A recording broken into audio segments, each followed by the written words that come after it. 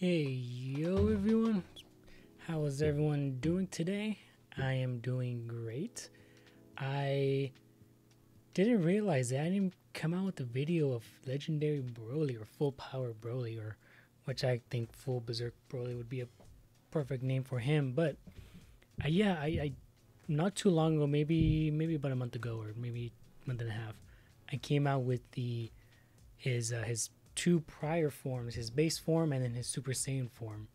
But I never come out. I thought I came out with this form of his. I got this figure 2 years ago, and he's been locked up in this cage, inside bins for him to never be seen again. But I think this is a good time to show him. I think Sparking Zero is coming out pretty soon, or probably might come out before this figure is posted on YouTube or on my channel. But this is one of my favorite Figuarts figures for the SHFiguarts line for Dragon Ball, and he's so hefty of a character, and when he's scaled next to Goku, Vegeta, actually I think that's all who I have. Jiraiya, I think, is also another one. Kakashi, he is massive. So yeah, whenever we, I think on my banner on my YouTube page, I have him standing next to. He's as tall as Grimlock, the Studio Series Grimlock, and that figure's pretty big. So that it's crazy. It's crazy. So yeah. We'll get to the box, and we'll see what we got here. So this is the front of the box, and in good old fashioned Figuarts, you just see the figure and some prints. See some Funimation, Tanamashi Nations, Bandai, Dragon Ball, Broly. This is from the movie. So usually what they like to do is put where the figure is from, and it could be maybe Dragon Ball Super or Dragon Ball Resurrection F if he's Beerus. So it just depends on each figure. We can see Broly Full Power here. We see the quality sticker there. Turning it around, we see a close-up shot of his pelt. We see his, what angle is that? Oh, that's his back. Oh my gosh, I was gonna say, what angle? That's his back. See his front. Turning around to the back, we see different poses of his. Some cool. I still need the Gogeta. A friend of mine from work told me to buy this, to pre-order it. Never did, and I am salty about not doing that. So yeah, hopefully they come out with an updated version. Maybe if they don't. I probably might need to buy another one, or another one on eBay for maybe a quarter of the price. But yeah, that's unfortunate. On the side, and it's honestly nothing to it. So we'll get straight to the box and see what we got inside. Alrighty, let's hope I don't drop this like the other ones. Alrighty, so yeah, it's pretty heavy. So we got the figure, Broly, and we see swappable faces. We can see his grimacing. I actually don't even know what grimacing looks like. I feel like I knew what it was before. Now I can't remember what it is. I'll say that's his frowning face, his screaming face, and 3 sets of hands, one closed or one fist hand, his open hand, and another set of open hands. Now, this is almost exactly like the other Broly that I reviewed. We had the almost same set of hands. I wish they added different hands. Now, what hands they should have added is a good question. I don't think we need two sets of open hands. I think that's a little bit of overkill, but no worries. I don't mind. But I just realized it's pretty empty here. Now, what I think they could have done was added a face where he's has is his pupils, because all of these faces don't have pupils. And you're probably thinking, pupils? When does he have pupils? He only ever has, in this form, he only ever has is no eye, no pupil face or eyes, whatever. And the very end, where towards the end of the movie, where Gogeta pretty much is about to kill him with his Kamehameha, he kind of gets knocked out, and that's when Broly realizes that he's like, oh man, I'm gonna die here. He kind of comes to his senses, and we see pupils on his eyes. I think that would have been a really cool face to have for this figure. This figure I think retailed for 70, 80 bucks.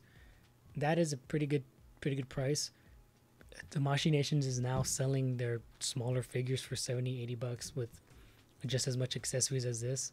Now, because he's a bigger figure, it makes sense to have 70, 80, because different parts are going to be needed, more material is going to be more needed. So yeah, if they added a face to fill in that little spot up there, I think that would have been really cool.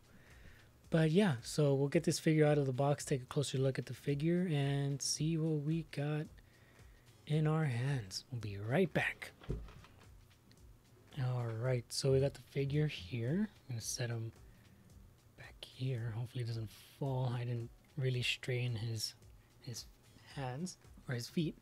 So let's take a close look at these hands here. And I'm not going to stay here for too long because they don't really have anything, nothing special to them. There's no, a weathering wash to, bring out the shade part of the shading of the figure or the hands.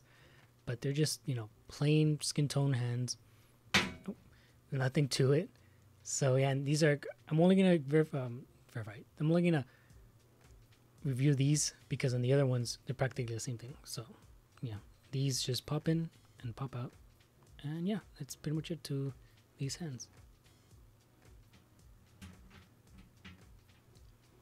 The faces on the other hand are going to be different. Now, I can see, a little bit of shading in the ears, which is kind of weird, but I wish they brought it out a little bit more in the forehead area. This was before the new updated face shading, or the cell shading, not cell shading, the added lines on the faces. So this is going to have a little bit of a different look to it. So this is his screaming face. The yellow is really, really nice. It's a neon green, and the hair is the hair on the faces are not the same because it's just a flat color, but you can kind of see a little bit of a metallic shine to the hair. So we'll get a closer look at that. And this is the other face, his frowny face. He's didn't get his popsicle sticks face, so well, yeah, there's really nothing to it. Same thing with the hair, neon green, a little bit of a mold defect there, but no worries, it hides underneath the hair anyways. It's a really nice sculpt. This is a side profile. I always found it weird with Dragon Ball figures, the chin's never really filled out, but yeah, it's not a problem, but it's such an interesting, design or choice, because you're never really gonna have the figure, you don't want to pose the figure, with the side face, because it just kind of look weird. But yeah, you'll probably have a figure, have them like this, like that, or like this, whichever. But a side pose is not really one you're gonna have. So yeah, we'll move on to the figure next. So the figure will start from the top and end our way down. I cannot talk in almost every video. So these are pretty much exactly the same way when it comes to removing the faces. You just pop the front hair piece off, and then just in this where you can access the face.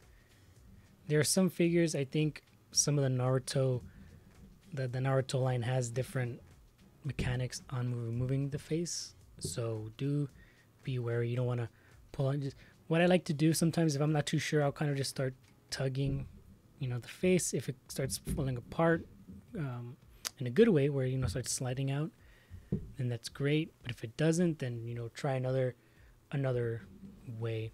He's pretty tall. I don't really need to hold on to him. So yeah, he sits on a ball jointed head. He squeaks a little bit because, like I said, I haven't really posed him in a lot, which it sounds like it's a snug fit, so no worries there. It doesn't sound loose where you're just gonna be looking down all the time. Look at that, that's such a good posability. You can probably pose him where he's looking down to Goku or to Gogeta. Although it's kind of weird because if you do, it looks like he's probably like looking down, but in his point of view, he's looking at his chest, and that just looks kind of weird. So yeah, that's interesting. The neck, you really can't access the neck. Even when you move it side to side, maybe, but barely. I mean, if you want to move the neck, you probably may remove the hair and the face, and then access it a little bit more, which we'll give that a shot. Yeah, it doesn't really move a lot, but no worries. We'll continue as normal. Put that back. Shoulders, butterfly joints, real nice.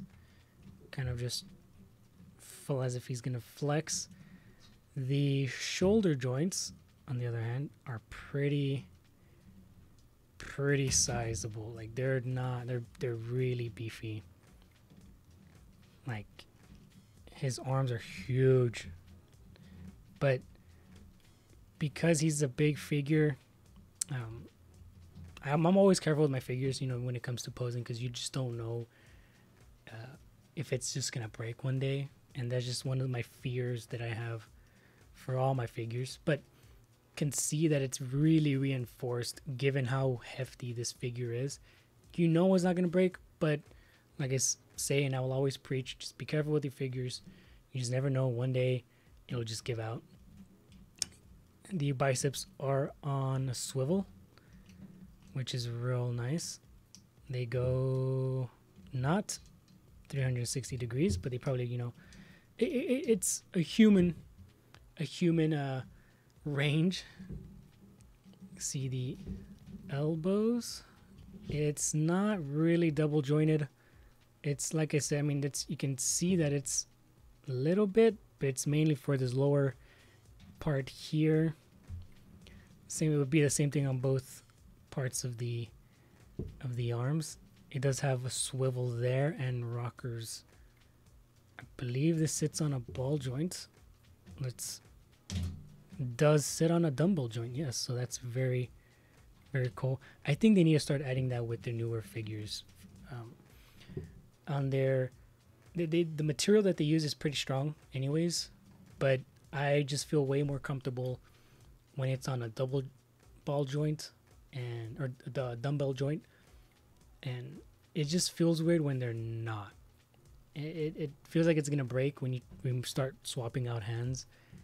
I've never had one break on me, and I trust that their ingredients that they're using for the plastic is really, really tough and secure. But over time, it's just gonna, one day it's gonna crack, and you just never know.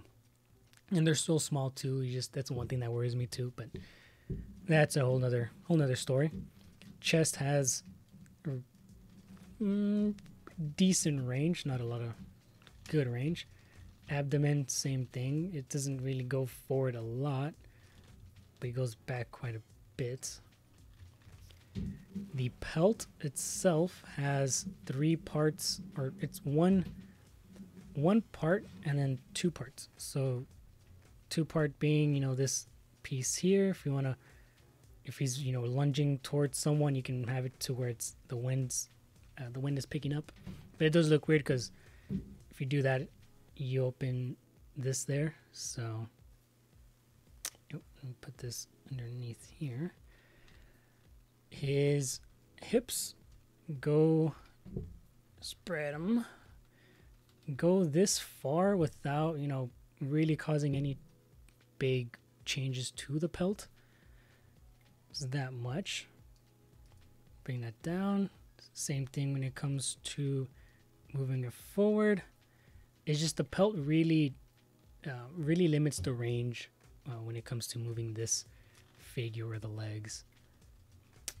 It does have swivel there. It has double jointed knees. Let's move this back a little bit. There you go. Super cool, super cool. The feet, unlike all the other ones, the feet, or most feet on the Dragon Ball series, they sit on a ball joint, and you can really move the feet there. I mean, to an extent, but for the most part, you can. But these right here sit on a swivel, but it is limited because the way they're molded, it is limited there. But it does have forward and backward rocking, and the toes have joints, and mine are a little bit stiff, but I'm never gonna have them with his toes, crunched up. So that is the figure and all the joints. Let's talk about the paint. So we'll start with the hair. The hair has a really interesting shine to it. It could be an overlay, a spray on, a kind of a clear coat, which kind of gives it a small metallic shine to it, and it's great. I love the way it looks. It's very unique, and it doesn't clash with the pelt itself. On screen, it looks like it does just a little bit, and I guess you can say it does. Not really. It doesn't really clash with the pelt in person, but yeah, on screen it looks like this is a little bit more of a much richer tone, but this is a little bit more doled out. This here is kind of is what your eyes are drawn to, rather than this here, which is good because you don't want to create a figure and then your main part's up here, but all where your eyes are going to are down here. Same thing with the purple. The purple doesn't clash with anything else on this figure. The green here down too, it's not, even though this is a much deeper tone to this one, it doesn't clash with the hair. So that's real cool. And for the paint on the arms, you can kind of already see it. He has that Dio back. I think there's a real good balance of shading. I'm noticing it's a little bit more here than here, a little bit more here than here. But overall, it's real nice. Tamashii Nations likes to pick which parts of the body has shade. Usually with some Gokus, they'll put shading on his gi. On some figures like the Goku, the UI Goku has shading on his body. The other Broly that I reviewed had shading on his armor, but not his actual skin tone body parts. So it just depends. I think one that I think is pretty bad, it would probably be the Majin Vegeta, and it has shading on his legs, just his legs, the armor parts of his legs, but nowhere else. His chest doesn't have it, his arms don't have skin shading, nowhere else. I think that was a weird decision for Tamashii Nations to do, or to pick, or to do. So yeah, to me it could be just a nitpick thing for me. I'm just picking on it too much, but I hope I'm not the only one who notices that, and I probably am, and that is okay. So yeah, there's real nice. All the crevices that you see on his body has shading, and these scratch marks is real nice. I don't remember him having this scratch mark in the movie. I do remember this one. This one I do remember. Yes. Even on the face, it's a different color. You can kind of see it already, but yeah, like I said, it doesn't change the way this character looks. We'll put on some different clothes, different hands and faces, and see what we got working with. We'll be right back. Here's a kind of a stoic pose for him, kind of just reaching out. Kind of has that real cool, I'm gonna key blast you, really don't care about you, you're done. That's how I see this figure. And yeah, it's with the limited with Broly, he doesn't really need a lot, which is great for companies whenever it comes to producing figures for him.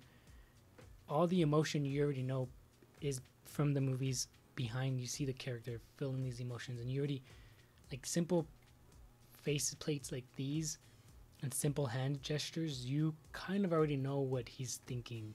And to someone who doesn't really know who Broly is, they might see it as he doesn't have a lot of parts or accessories, which is a valid point. But when you understand the character like Broly, you'll get it. We'll pull one whenever he's, you know, crazy or where he's powering up. So be right back. Here's one pretty. It's a pretty. I think it's a pretty neat pose. Probably could be where he's. This could be a pose where he maybe realizes that he lost Paragus. Now, see, remember when I mentioned in the beginning of the video, he should have where his pupils are, his more of a worried faceplate to fill in that spot. It would have looked real nice with this pose. I wonder if they just wanted to keep him in just in a raging berserk figure where he just has no emotions beside him being mad and, you know, looking maniacal. So I think it would have benefited really well if they added that here. But then I realized the part where he sees Paragus die, he has his armor, which then would have been cool to see his armored version Broly have a faceplate for this Broly. I don't think it'd be a good idea because, well, there has to be some logistics behind it.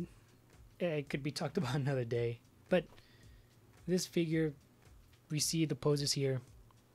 It looks real nice with these sets of hands. And yeah, I'll bring him back in another pose and finish off the video. Alrighty. So, here we go. Now, conclusion. I think this is a real cool Broly to have. I hope, and even then, they can reuse this body without the scratch marks, of course, to make legendary Broly. They have the molds. They just need to tweak it just a little bit where they're not spending too much money on creating a new mold. And that's it. They have it in the bag. I think it's long overdue for them to. They should remake legendary Broly.